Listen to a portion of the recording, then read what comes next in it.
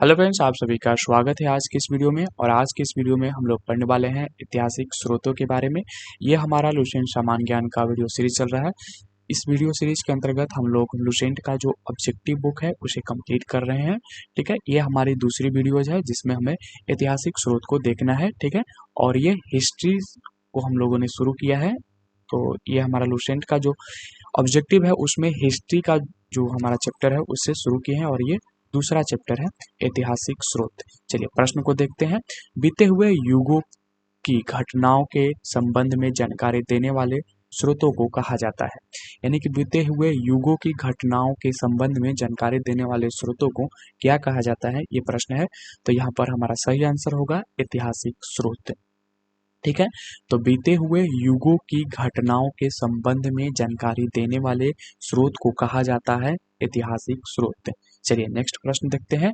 निम्नलिखित में से कौन सा कथन सही है? आपको बताना है कि यहाँ पर कौन सा कथन सही है। तो यहाँ पर पहला सही कथन है कि साहित्यिक स्रोत की तुलना में पुरातात्विक स्रोत अधिक प्रामाणिक होते हैं।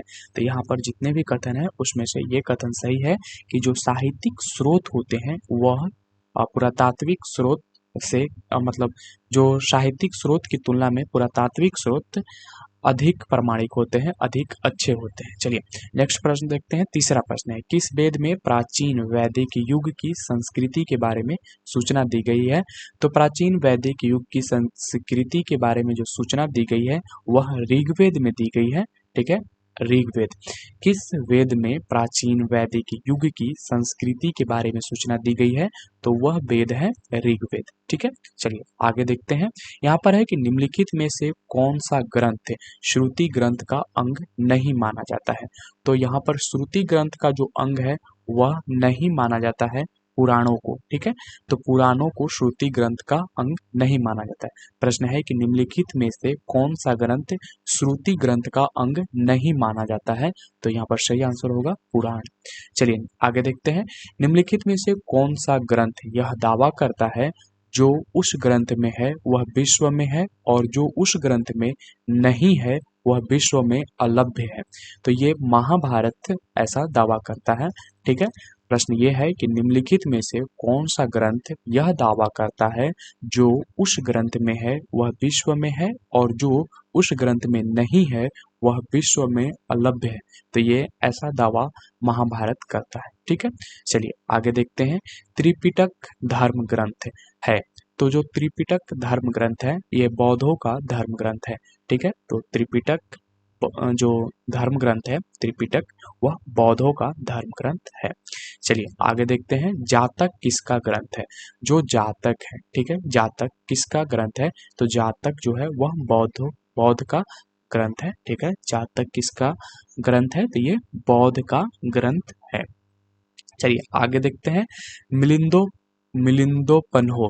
ठीक है, मिलिंद के प्रश्न राजा मिलिंद और किस बौद्ध भिक्षु के मध्य संवाद के रूप में है? तो ये जो मिलिंदोपन्हो है यह राजा मिलिंद और जो बौद्ध भिक्षु हैं उनका नाम था नागसेन। ठीक है, तो ये नागसेन और जो राजा मिलिंद है वो और जो नागसेन है इन दोनों के मध्य का संवाद है मिलिंदोपन्हो। ठीक है, तो प्रश्न ये था कि मिलिंदोपन्हो राजा मिलिंद और किस बौद्ध भिक्षु के मध्य संवाद के रूप में है? तो ये नागसेन थे। ठीक है, वो बौद्ध भिक्षु नागसेन थे। चलिए आगे देखते हैं प्रश्न संख्या 9 को। निम्नलिखित में से किसकी तुलना मैकियावेली के प्रिंस से की जा सकती है? ठीक है, तो यहाँ पर प्रश्न है कि निम्नलिखित में से किसकी तुलना मैकियावेली के प्रिंस से की जाती है? तो ये है कौटिल्य का अर्थशास्त्र। ठीक है, तो जो कौटिल्य का अर्थशास्त्र है उनकी तुलना यहाँ पर मैकियावेली के प्रिंस से की जा सकती है। ठीक है, प्रश्न ये था कि निम्नलिखित में से किसका मैकियावेली के प्रिंस से की जा सकती है? तो यहाँ पर उत्तर होगा कौटिल्य का अर्थशास्त्र। चलिए आगे देखते हैं। कौटिल्य के अर्थशास्त्र में किस पहलू पर प्रकाश डाला गया है?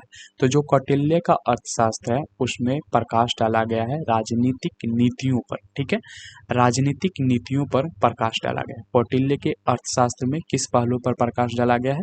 तो राजनीतिक नीतियों पर। चलिए आगे देखते हैं। कल्हण की पुस्तक का नाम क्या है? तो कल्हण की पुस्तक का नाम राजतरंगिणी है। ठीक है, राज तरंगिणी। कल्हण की पुस्तक का नाम क्या है?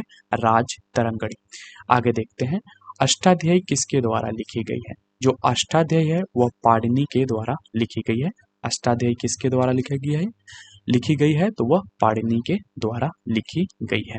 चलिए आगे देखते हैं, महाभाष्य के रचनाकार का नाम क्या है? जो महाभाष्य के रचनाकार हैं उनका नाम पतंजलि है। ठीक है, महाभाष्य के रचनाकार का नाम क्या है? तो महाभाष्य के रचनाकार का नाम पतंजलि है। आगे देखते हैं, कालिदास द्वारा रचित माल मालविकाग्नि मित्रम, ठीक है, मालविकाग्नि मित्र नाटक का नायक कौन है? ये आपको बताना था।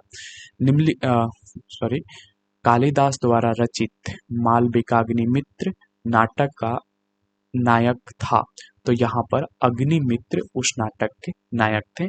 तो कालिदास द्वारा जो रचित मालविकाग्निमित्र है उस नाटक के जो नायक है वो थे अग्निमित्र। चलिए आगे देखते हैं, हर्ष चरित्र किसके द्वारा लिखी गई थी? जो हर्ष चरित्र है वह किसके द्वारा लिखी गई थी? तो ये बाण भट्ट के द्वारा लिखी गई थी। हर्ष चरित्र किसके द्वारा लिखी गई? तो हर्ष चरित्र बाण भट्ट के द्वारा लिखी गई। चलिए आगे देखते हैं, विक्रमाचरित्र, ठीक है, विक्रम चरित्र के रचनाकार का नाम है। तो विक्रमाचरित्र के जो रचनाकार हैं या लेखक जो हैं उनका नाम था बिल्हण। तो ये बिल्हण के द्वारा लिखा गया था विक्रमाचरित्र। तो विक्रमाचरित्र के रचनाकार कौन है? तो वो है बिल्हण। चंद्रबदाई द्वारा रचित ग्रंथ का नाम है। चंद्रबदाई के द्वारा जो लिखी गई ग्रंथ है उसका नाम था पृथ्वीराज रासो। ठीक है, पृथ्वीराज रासो। चंद्रबदाई द्वारा रचित ग्रंथ का नाम था पृथ्वीराज रासो। ठीक है, तो पृथ्वीराज रासो के लेखक कौन है? तो चंद्रबदाई। आगे बढ़ते हैं, निम्नलिखित में से कौन सिकंदर के साथ भारत आने वाला इतिहासकार नहीं था? तो यहाँ पर प्रश्न है कि निम्नलिखित में से कौन सिकंदर के साथ भारत आने वाला इतिहासकार नहीं था? तो वह हेरोडोटस था। ठीक है, तो प्रश्न ये है कि निम्नलिखित में से कौन सिकंदर के साथ भारत आने वाला इतिहासकार नहीं है? तो हेरोडोटस। ठीक है, चलिए आगे देखते हैं, निम्नलिखित में से, ठीक है, निम्नलिखित में से किस विदेशी यात्री ने भारत का दौरा सबसे पहले किया था? तो जो विदेशी यात्री था जो सबसे पहले भारत का दौरा किया वह मेगास्थनीज था। ठीक है, मेगास्थनीज था जो निम्नलिखित में से किस विदेशी यात्री ने भारत का दौरा सबसे पहले किया? तो इन सब में सबसे पहले मेगास्थनीज ने भारत का दौरा किया। नेक्स्ट प्रश्न है कि मेगास्थनीज के पुस्तक का नाम क्या है? तो मेगास्थनीज के पुस्तक का नाम इंडिका है। ठीक है, मेगास्थनीज के पुस्तक का नाम क्या है? तो मेगास्थनीज के पुस्तक का नाम इंडिका है। चलिए आगे देखते हैं, जियोग्राफिया की रचना किसने की थी? जियोग्राफिया की जो रचना किया गया था वह स्ट्रोबो के द्वारा किया गया था। ठीक है, तो जियोग्राफिया के रचनाकार कौन है? स्ट्रोबो के द्वारा जियोग्राफिया की रचना की गई थी। प्लिनी की पुस्तक का नाम क्या है? ठीक है, प्लिनी की पुस्तक का नाम क्या है? तो प्लिनी की जो पुस्तक थी उसका नाम जियोग्राफी थी। ठीक है, सॉरी, यहाँ पर जो प्लिनी की पुस्तक है उसका नाम नेचुरलिस हिस्ट्री था। ठीक है, नेचुरलिस हिस्टोरिया था। तो प्लिनी के जो पुस्तक है उसका नाम क्या था? नेचुरलिस हिस्ट्रिया या फिर नेचुरल हिस्ट्री का ही कहीं दिया हुआ था। चलिए आगे देखते हैं, पेरिप्लस ऑफ एरिथ्रियन सी की रचना किसने की थी? पेरिप्लस ऑफ एरिथ्रियन सी की रचना किसने की थी? तो ये किया गया था अज्ञातनामा यूनानी लेखक ने। ठीक है, इसकी रचना किसने की थी? तो अज्ञातनामा यूनानी लेखक था। ठीक है, चलिए आगे देखते हैं, फाहियान कहाँ का निवासी था? फाहियान कहाँ का निवासी था ये आपको बताना है। तो जो फाहियान था वह चीन का निवासी था। फाहियान कहाँ का निवासी था? चीन का निवासी था। फाहियान किसके शासनकाल में भारत आया था? बताना यह है कि फाहियान जब भारत आया उस समय भारत में शासनकाल किसका था या किसके शासनकाल में भारत आया? तो ये जो फाहियान था ये चंद्रगुप्त द्वितीय के शासनकाल में भारत आया। चंद्रगुप्त द्वितीय के शासनकाल में जो फाहियान है वह भारत आया था। चलिए आगे देखते हैं, हर्षवर्धन के समय में कौन सा चीनी यात्री भारत आया था? हर्षवर्धन के समय में कौन सा चीनी यात्री था जो भारत आया था? ये आपको बताना है। तो हर्षवर्धन के समय में जो भारत आया था वो चीनी यात्री था वेनसोंग। तो वेनसोंग जो थे वो हर्षवर्धन के शासनकाल में आए थे और फाहियान जो थे वो चंद्रगुप्त द्वितीय के शासनकाल में आए थे। ठीक है, चलिए आगे देखते हैं। 9वीं सदी में भारत आए अरब यात्री सुलेमान ने किस साम्राज्य को रुहमा कहकर संबोधित किया था?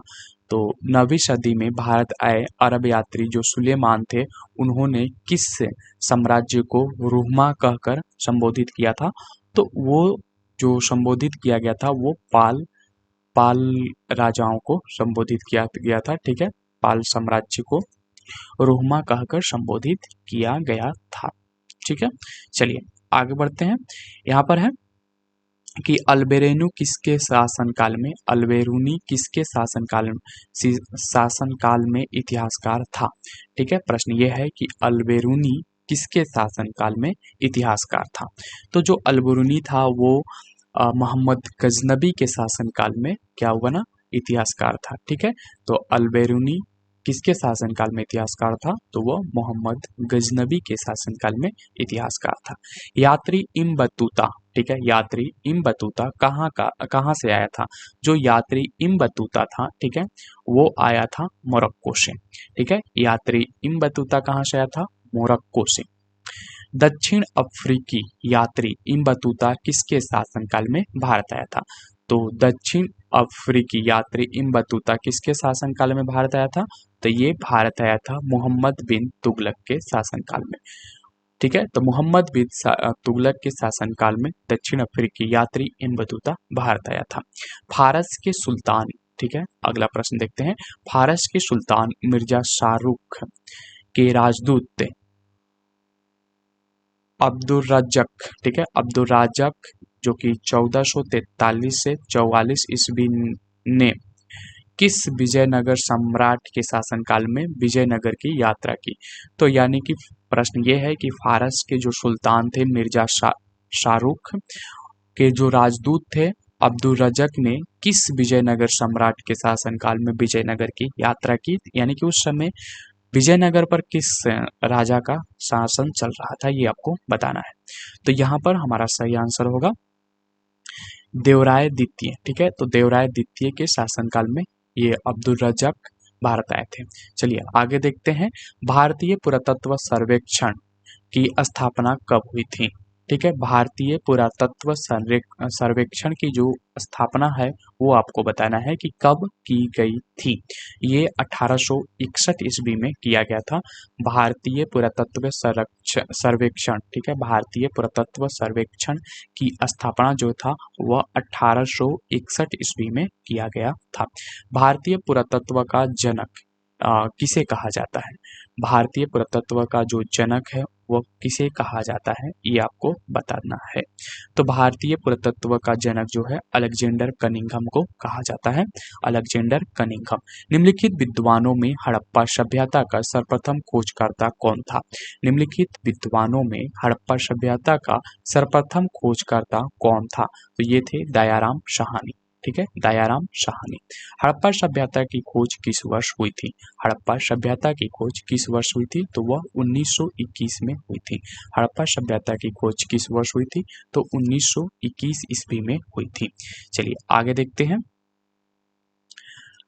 कह रहा है कि सिंधु घाटी सभ्यता की खोज निकालने में जिन दो भारतीयों का नाम जुड़ा है वे हैं, तो वो दो भारतीय थे दयाराम साहनी एवं राखलदास बनर्जी।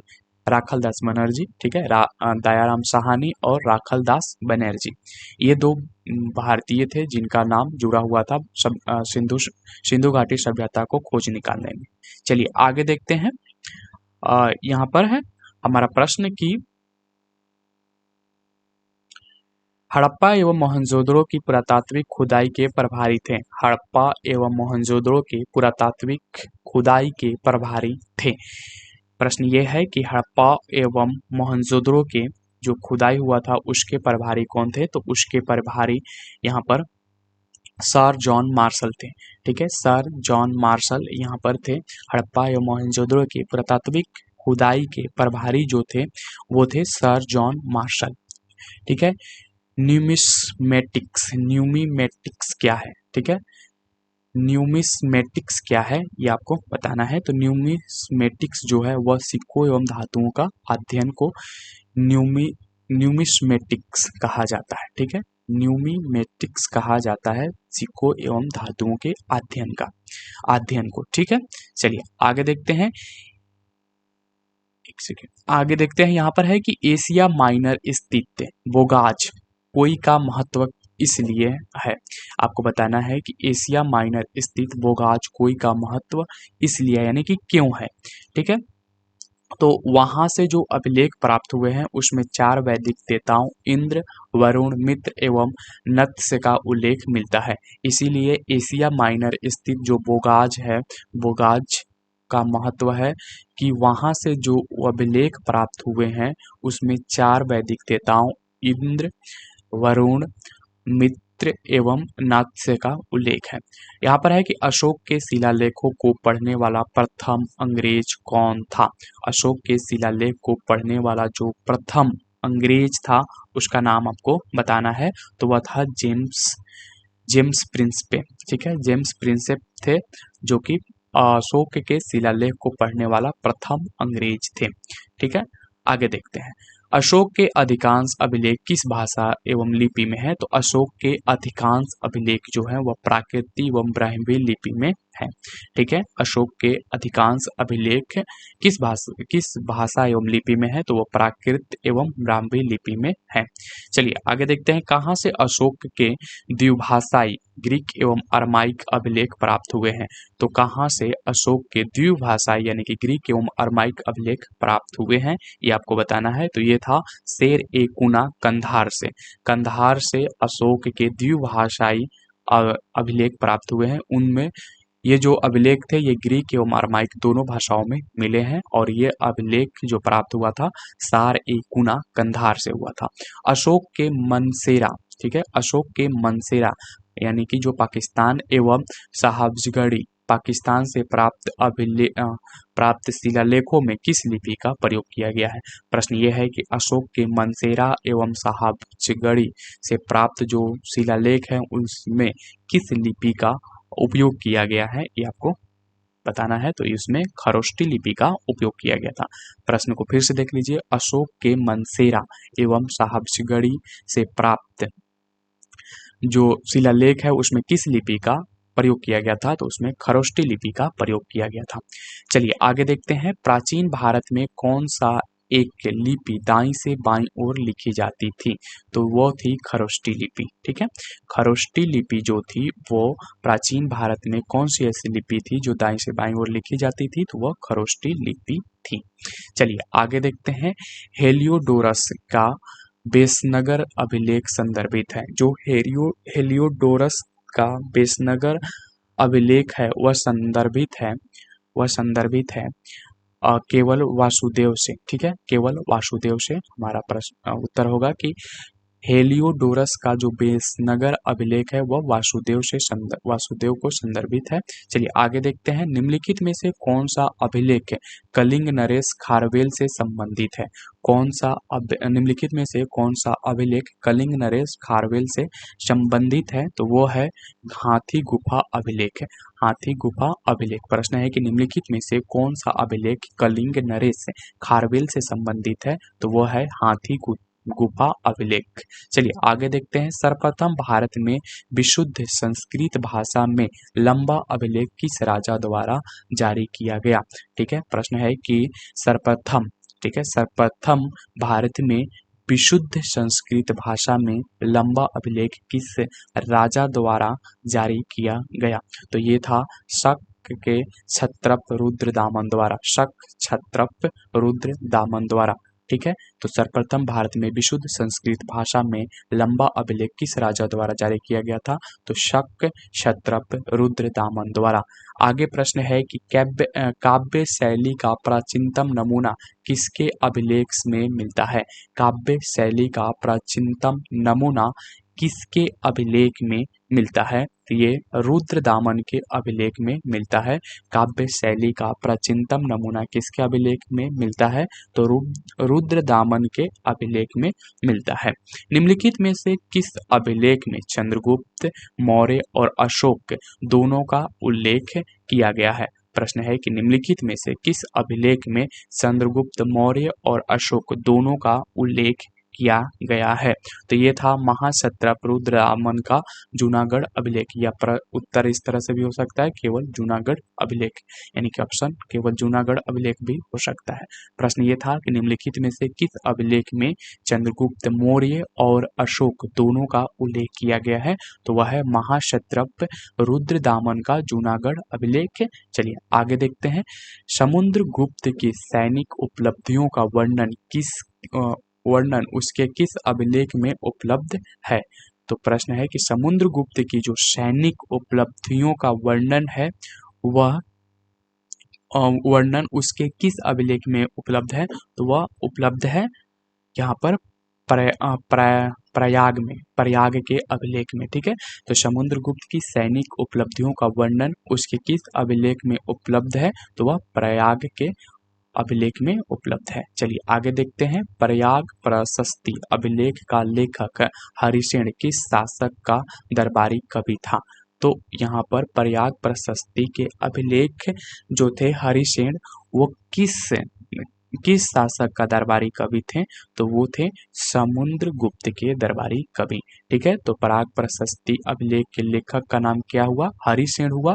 और हरिसेन किस शासक का दरबारी कवि थे? तो वे समुद्रगुप्त के दरबारी कवि थे। चलिए आगे देखते हैं। मेहरौली जो कि दिल्ली में है, मेहरौली स्थित लौह स्तंभ का निर्माण किस सदी में हुआ था?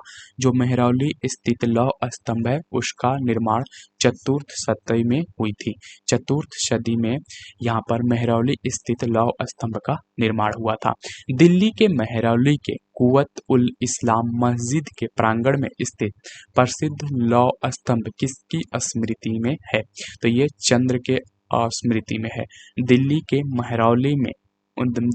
मेहरौली के कुवत उल इस्लाम मस्जिद के प्रांगण में स्थित प्रसिद्ध लौह स्तंभ किसकी स्मृति में है? तो ये चंद्र की स्मृति में है। चलिए आगे देखते हैं। सती प्रथा का पहला पुरातात्विक उल्लेख कहाँ मिलता है? सती प्रथा का पहला पुरातात्विक उल्लेख कहाँ मिलता है? तो ये मिलता है हमें एरण्य अभिलेख से। ठीक है, सती प्रथा का पहला पुरातात्विक उल्लेख कहाँ मिलता है? तो एरण्य अभिलेख से। चलिए आगे देखते हैं। एरण्य अभिलेख का संबंध किस शासक से है? तो एरण्य अभिलेख का जो संबंध है वह भानुगुप्त से है। एरण्य अभिलेख का संबंध किस शासक से है? तो भानुगुप्त से है। चलिए आगे है। ऐहोल प्रशस्ति का रचयिता रविकीर्ति किस चालुक्य शासक का दरबारी कवि था? ऐहोल प्रशस्ति का रचयिता कौन थे? रविकीर्ति। और रविकीर्ति किस चालुक्य शासक का दरबारी कवि थे, ये आपको बताना है। तो ये पुलकेशिन द्वितीय के दरबारी कवि थे। ठीक है, तो ऐहोल प्रशस्ति के रचयिता रविकीर्ति किस चालुक्य शासक का दरबारी कवि थे? तो ये पुलकेशिन द्वितीय के दरबारी कवि थे। हर्ष एवं पुलकेशिन द्वितीय के मध्य हुई संघर्ष की जानकारी कहाँ से मिलती है? हर्ष एवं पुलकेशिन द्वितीय के मध्य जो संघर्ष हुआ था उसकी जानकारी ऐहोल अभिलेख से प्राप्त होता है। ठीक है, हर्ष एवं पुलकेशिन द्वितीय के मध्य हुई संघर्ष की जो जानकारी है वह हमें ऐहोल अभिलेख से मिलती है। कवि कालिदास के नाम का उल्लेख किस लेख में है? कवि कालिदास का जो उल्लेख है, नाम का जो उल्लेख है वह किस लेख में किया गया था? तो ये है ऐहोल के उत्कीर्ण लेख में। ठीक है, तो कवि कालिदास के नाम का जो उल्लेख किस लेख में किया गया था? तो ऐहोल के उत्कीर्ण लेख में किया गया था। चलिए नेक्स्ट देखते हैं।